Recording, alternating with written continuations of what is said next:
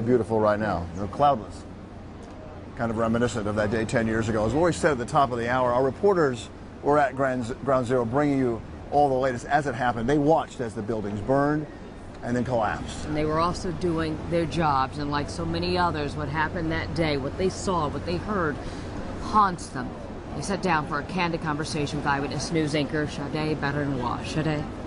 Well, Bill and Lori, it is difficult for many of the reporters and photographers to talk about 9/11 even 10 years later. The emotions are still raw. What they witness just as haunting. And for some, this is the first time they've opened up about that day, covering the first draft of history while experiencing the terror firsthand. It was a beautiful morning.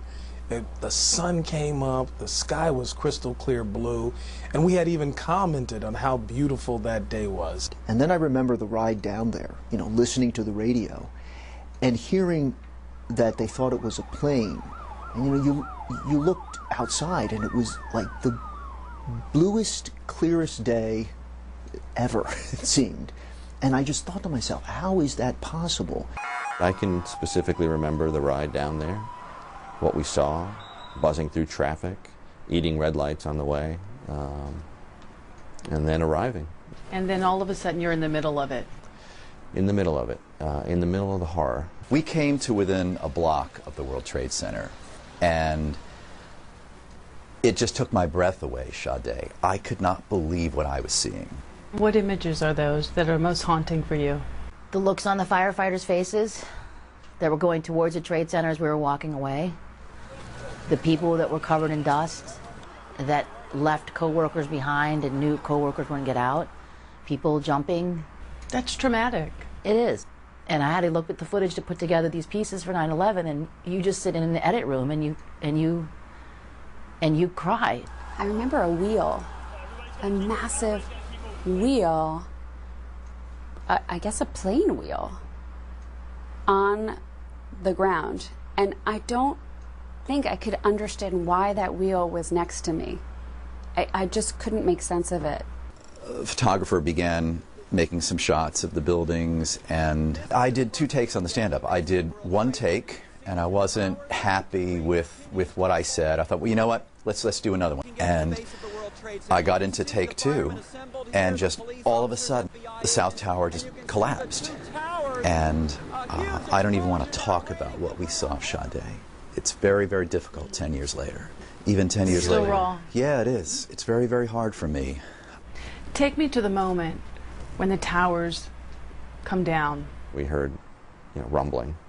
And the fear, again, was the uncertainty. We didn't know where that noise was coming from. We started running.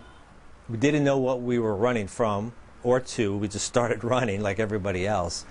And here comes this white cloud coming up. We see this 30-story high cloud of dust heading toward us. When we're looking at it, we're like, oh my God. And then as it gets closer and closer, we duck back into the deli. And what I remember, it felt like the angel of death was passing. I did see the second tower come down. Closer than I would have wanted to be. I mean, you almost became immobilized because you were just drawn. You had to watch because you just couldn't believe it. There was so much going on that day. What was your darkest moment? Not being able to reach my wife. There came a time where both Glenn and I realized, and it was pretty early on, we need to get a hold of our family members to let them know that we're okay. Through the course of this, we've been talking about the bonds that have been formed. I think we all have a bond with the people we work with, but Nina and I happen to have a great connection anyway.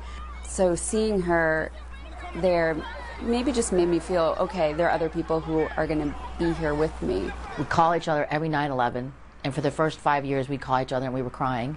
And on 9/11, every year she calls me and says, I'm thinking of you. I'm thinking of us being there together. We all hold it so close, and we don't like to let it out. But when we call each other and console each other, I think it comes out. And you can see this is still quite emotional. Nina shared with me after the piece that it was actually healing talking about what happened. And I'd just like to thank all of my colleagues for being so honest and open in sharing their story. Lori and Bill. All right, Sade.